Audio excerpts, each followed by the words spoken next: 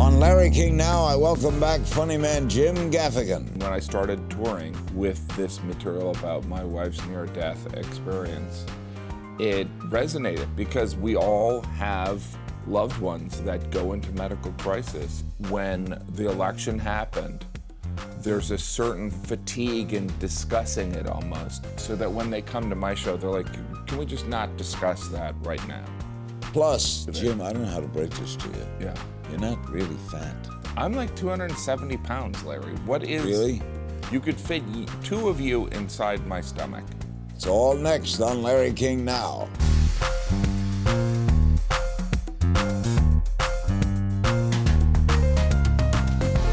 Welcome to Larry King Now, and today we welcome back one of my favorite comedians, the one and only Jim Gaffigan.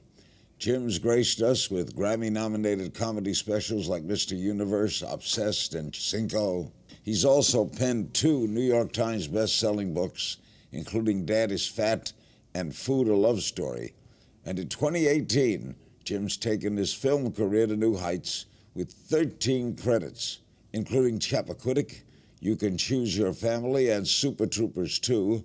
His newest comedy special, Noble Ape, is available on iTunes, Amazon, and theaters across the country, while his animated film, Hotel Transylvania 3, The Summer Vacation, topped the box office in its debut weekend. My kids saw it, and they loved it. You like doing anime? You like doing voiceover? Yeah, I mean, I enjoy working. I love it. You know, the animation, well, you've done it. It's harder than it seems. Like, you'd think, I mean, we talk for a living, but you have to exert energy. But it was so fun, you know, getting to play like a villain in an animated film. And I went and I brought my kids, and my 5-year-old, you know, was kind of impressed. It's the first time I've seen him be kind of impressed by me. He's like, "That's you?" And so that was worth it there. You know, get this. You have 13 feature films to your name in 2018 and 2019. Yeah, I think... Is that a record? I think that's just a coincidence, because some of them were done earlier, say like I did, you know, some in 2017, and now they're coming out now, and then I'm shooting a couple, and then it's just, I don't know. I just, you know, I've always enjoyed acting, and I love dramatic acting, and finally I'm getting the opportunity. It's not as if I was turning down dramatic acting roles for 20 years. Why now? What's happening? I don't know. Maybe because I'm an old fat white guy, and there's more roles for old fat white guys. I'm not sure. I think, you know, look, there's casting director Mary Verneau, who's been very good to me. I think maybe I proved to the industry that I could act. Maybe that helps. I don't know, but it can't be as much fun as comedy. It's a different kind of fun. It's separate. It's, you know, I have these young children. You know, you've got young children too. Their acting is like dress up. You know, like when I did Chappaquiddick, I put on a suit, put on an accent, and pretended to be a lawyer from 1969 who was, you know, helping Ted Kennedy cover up the death of a woman. That's like something my kids would do. I mean, not that they would murder a girl. So you're now a big actor. You're a star. Are you a diva like on set? Absolutely. Well, I actually think, because I had my own show that I did with my wife, it was so valuable to have that experience, to be an executive producer and to be a writer and to work with actors.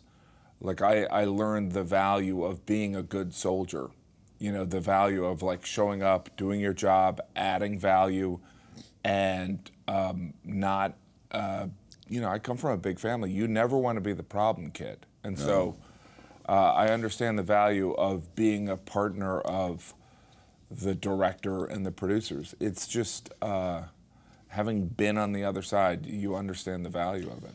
You got a new stand-up comedy special, which is your base. It's called Noble Ape. Yes. Explain the title. Well, I feel as though I'm obviously we're all humans or animals, but I feel like I'm kind of this ape-like creature who's selfish and just motivated by food, but I aspire to be a better man. And so that kind of... That's the gist of That's the gist of it. Jim, I don't know how to break this to you. Yeah. You're not really fat. Well, thank you. You're not really fat. I am over 2,000 pounds. I'm like 270 pounds, Larry. What is... Really? Yeah. I'm twice as... I'm two of you. You could fit two of you inside my stomach. You don't look at them. You carry it. Really? Oh, well, that's what the beard's for. 90% of all beards are to hide fat.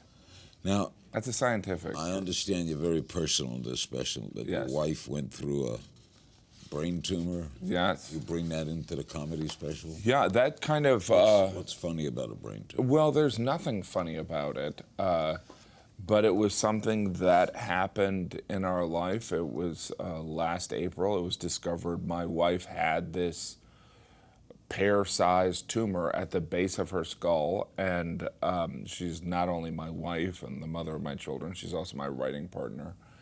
And it was a very terrifying experience, but I spent a couple weeks in the hospital, and then there's the caregiving that occurs after. And so having done stand-up for so long, it just inspired some material. And when I started touring with this material about my wife's near-death experience, it resonated because we all have loved ones that go into medical crisis. And I think that humans, we have like a defense mechanism. We can't live in that moment of pain and fear consistently, but it's familiar. So when I talk about the experience and I talk about being in a hospital, There's humor in everything. Absolutely. Imagine being a doctor, being the smartest person in a class, going to college for, 20 years, and then you have to work in a hospital. That's brutal. That is brutal. Hospitals are brutal. Yeah, they are. Right? There's nothing nice about them. And these are great, brilliant men and women. And they're, and the nurses. So some of it is a love letter to the medical tumor was benign, right? It was benign. But that doesn't mean anything in a brain tumor. You got to take it out. Yeah, well, there are some... Because it can press against it. There are some tumors that are on the outside of the skull, in between the skull and the skin, that I think they leave in there.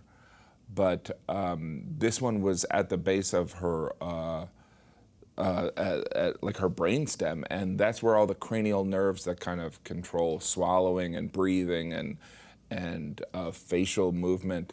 So it was a very precarious situation because there was an expectation that she would have a facial droop or she would lose hearing in one, if maybe both.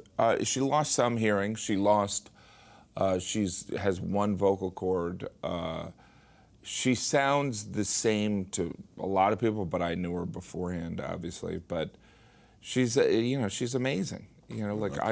I need a nap when I go to a parent-teacher conference. I mean, she's, it's pretty impressive. Jim Gaffigan is on a roll, and after the break, we'll talk about sharing the screen with 2 Academy Award winners and his keys to balancing work and family life. He's the dad of 5. Noble Ape is available now on streaming services like iTunes and Amazon, as well as in theaters. Stay with us. Noble Ape is available on iTunes, Amazon, and in theaters across the country. He's also in Hotel Transylvania. He's Jim Gaffigan. The Wall Street Journal calls you the king of clean comedy. Do you like that? Look, I like King because it reminds me of Larry King. But the clean, it's not as if, my comedy was, any comedian would tell you they prefer the adjective of funny than any other adjective. So clean, I don't want it to feel like an asterisk. It's just how the comedy comes out. It's not to say that I don't curse in everyday life. Some of my favorite comedians would be quote-unquote filthy comedians. Louis Black. Yeah, I mean, I love Louis Black. I love Chris Rock. I love, Dave Attell, all these Do comedians. you ever think of where it's appropriate to say the F word. You ever think of saying it? Yeah, I mean, It's a regular word now in everyday language. absolutely. I mean, I curse in everyday life, but in the material that I write and I perform, I'm not, like I kind of view it as like the joke is unwritten if I'm cursing. Like I can say "fuck," but is there a better way to say that? Do you know what I mean? It's just as a writer, as a comedian, you're rewriting these jokes. So you're changing. You're like, you'll see. I'm saying anyway 3 times in the course of a minute. I have to replace anyway with something else, or rewrite it. And like I feel Trump that had to do when he had to replace one word with right. Trump Right. was faced with that. No, by the way, it's like Trump also makes it really hard for inarticulate people like me, because I always feel like a beautiful place, like you can't, he's ruined that for like this simple, generic descriptions. Last night you tweeted, "How much of my weight can I blame on Russian collusion?" Right. That's funny. Do you do a lot of tweeting? I do a fair amount of tweeting. I mean, I feel as though this, we live, it's interesting being an entertainer and living in this day and age, because you want to contribute, but I also understand that if I did a lot of political tweets, I don't know how constructive that would be, because I am an entertainer, and it's just another comedian who's saying something. Is comedy in the Trump era easier? I would say it's different. I'm sure some people would say it's easier and some people would say it's harder. And it changes over time periods. During the election season, there was a different reaction to political jokes. My friend who opens for me had a lot of political jokes about Hillary and Trump, and they did well everywhere. And then when the election happened, there's a certain fatigue in discussing it almost, where I feel like whether you're on either side of the position of Trump, there's such a fatigue with it. Like people are like, I'm here. Like I'll see people look at the ceiling. They're like, all right, because there are people that are covering it so completely and so insightfully on a nightly basis, so that when they come to my show, they're like, can we just not discuss that right now? He didn't go to the White House Correspondents' Dinner. It's different. So like I was know, asked to do the White House Correspondents' Dinner, and I turned it down. And some of it was, and by the way, I thought Michelle Wolf was great. And some of it that's not my wheelhouse. What is, and also it's, I saw it as kind of an impossible task, because there are great comedians covering it on a nightly basis, and it's changing. So like we're having this discussion about our president, and in 3 days, we know from experience over the past year and a half, the tone and tenor of that topic will change dramatically, and some of our conversation may seem archaic. Do you know what I mean? Next, Jim Gaffigan's childhood celebrity crush, his weirdest fan encounter, and first kiss in a game of If You Only Knew. Don't click away from this edition of Larry King Now, and don't forget, Noble Ape is everywhere. Everywhere. Everywhere. It's right behind you. But don't go away. We're back with Jim Gaffigan. Noble Ape is available on iTunes, Amazon, and theaters across the country. He's in Hotel Transylvania, a top-drawing film. He's on a roll. He recently filmed a movie called Troop Zero alongside Viola Davis and Allison Janney. Yeah. What was that like? That was amazing. I mean, those obviously they're brilliant actors, but they're special people. I mean, by the way, it was New Orleans. It was 96 degrees. It was May. Like you just sit there and you go, what do you guys do in New Orleans in August? Like, is it? I know. It feels unsafe. And you're outside, and my character is wearing a wig and a cowboy hat. So, but like they were just troopers, and it's, there's a couple people you get to work with where you're like, wow, these. I'm lucky not only because they're talented, but because they're special people, and I feel that way about Allison Janney and Viola Davis. What's it about? Oh, the movie is about this. It's set in 1976. This ragtag group of, in southern Georgia, of these quasi Girl Scouts that want to get on the golden record that is being shot out. I don't know if you remember this, but I have memories of. This was when we were kind of doing that time capsule thing in '76. So there was, we're going to do this time capsule, and there was this record that they were going to send out for aliens, it's based on truth. And during the Carter administration, he wanted the kids from Georgia to be acknowledged, and so that's kind of the basis of the story. Who do you play? I play the father of one of these misfits, who forms this Troop Zero. And my character is a lawyer in a trailer park, kind of, it's great. And Viola Davis is my assistant, and Allison Janney is, the movie has to do a little bit with class. It's really interesting, class structure. Your wife directed Noble Ape. Yes. You work with her, it must be, is that easier on things? Is it more compatible?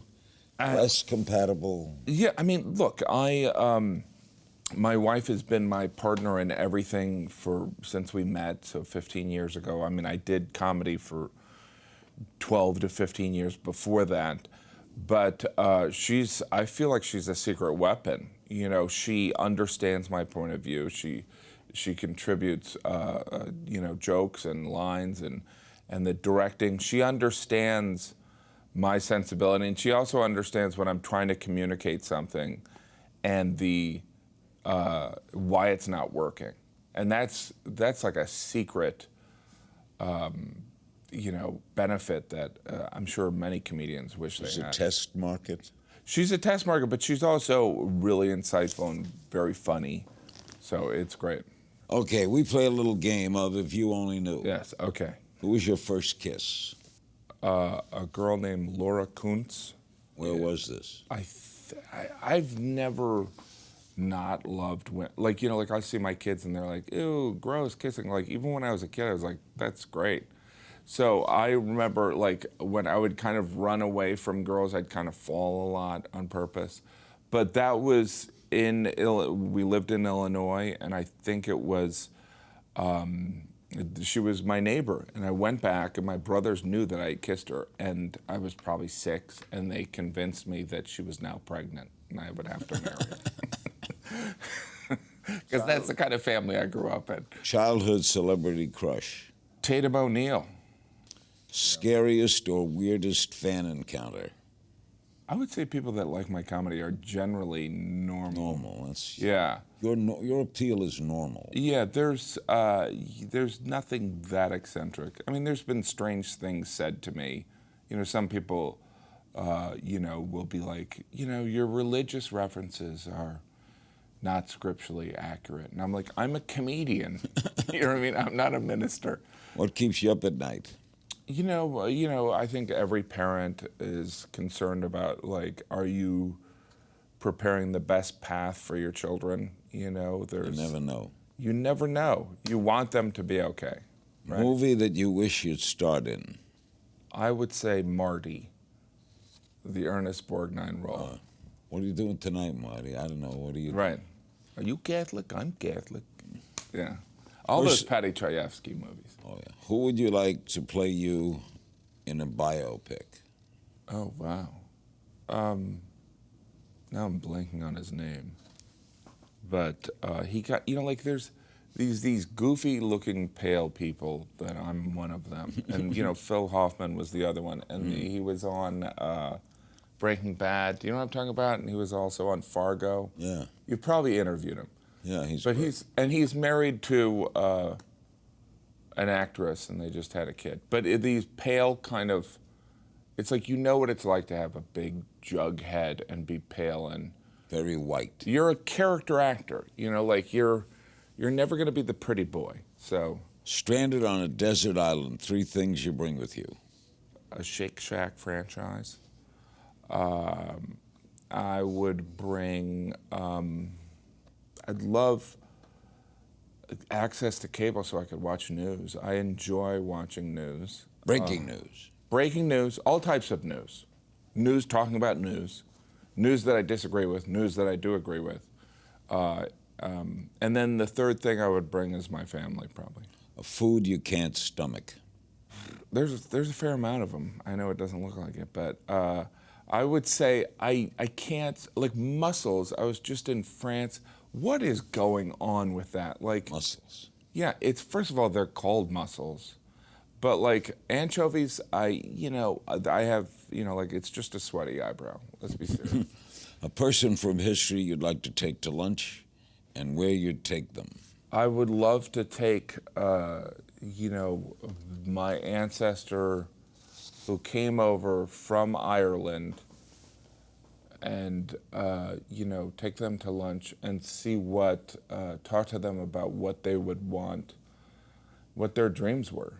I think that would be that would be pretty interesting. And finally, an animal you wish you could talk to. I guess a dolphin.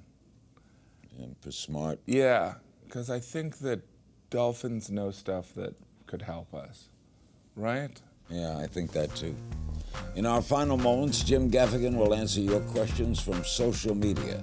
His new comedy special, Noble Ape, is available everywhere. We'll be right back. We're back with Jim Gaffigan. He's really on a roll. He's a terrific guy and a great entertainer. Thank you. Good actor. Thank you. Producer Spence on Twitter. If you were given a TV or movie deal that would replace a particular character with you, what TV or movie would you like to go into? Oh, that's a great question. I guess, Game of Thrones, who wouldn't want to be on Game of Thrones, right? Or, Walking Dead would be fun, but... They might put you into that.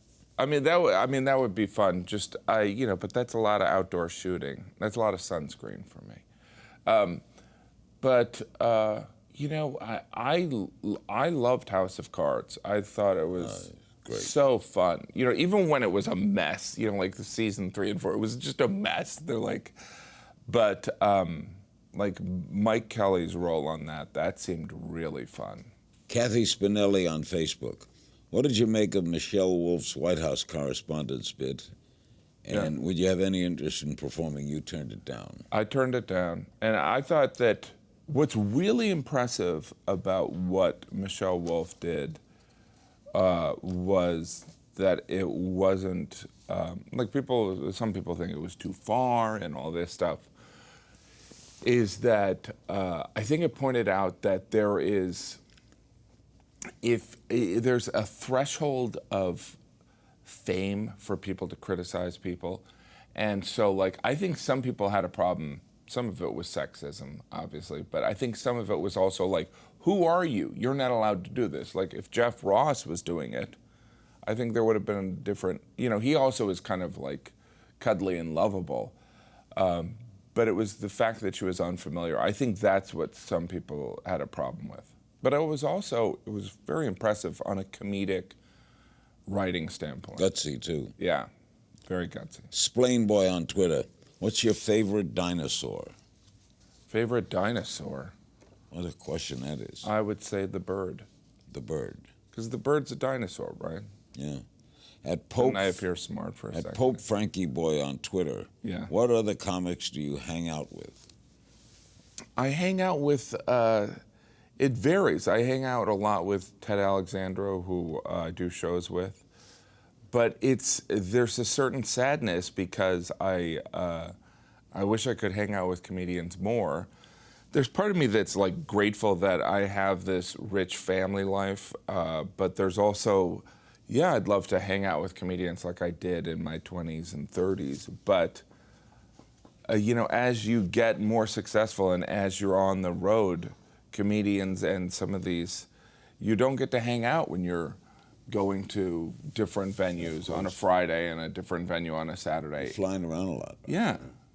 Thanks, Jim. Always Thank you. Great seeing you. Big thanks to my guest, Jim Gaffigan. Be sure to see Noble Ape. It's available on demand and in theaters right now.